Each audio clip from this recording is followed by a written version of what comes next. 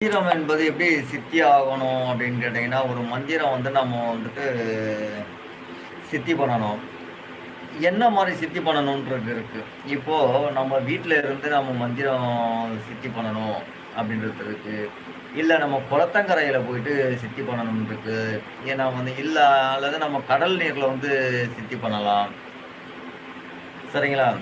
அந்த மாரி வந்துட்டு நெறைய வேலைகள் இருக்கு. இந்த ஏரிகள், அங்கிருந்து நம்ம சித்தி பண்ணலாம்.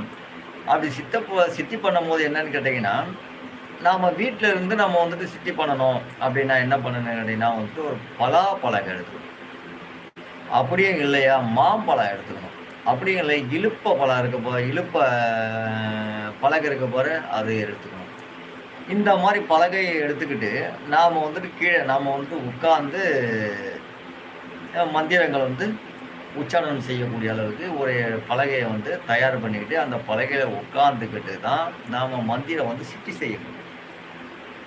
ஏன்னா, நாம மந்திர சித்தி செய்யும் பொழுது, நம்மோட பூமியோட அ இழு நம்மோட சக்திகள வந்து பூமி இழுத்துக்கும்.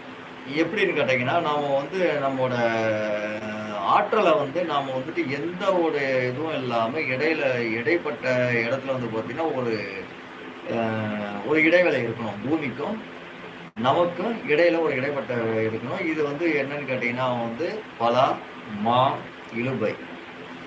இலுப்பைன்ற பலகை. இதெல்லாம் வந்து பார்த்தீங்கன்னா, நமக்கு வந்து பூமிக்கும் வந்து இடைப்பட்ட இடத்துல வந்துட்டு இருக்கக்கூடியது. அப்போ நாம மந்திரங்கள உச்சாரணம் செய்யும் பொழுது, நம்முடைய மந்திரத்த வந்து நம்ம உள்ள வாங்கி அத வந்து நம்மோட உடல்ல வந்து மின்சாரமா ஏத்திட்டு இருக்கும்போது, காந்த சக்திய ஏத்திட்டு இருக்கும்போது என்னன்னா, இந்த காந்த சக்தின்றது வந்து பூமியில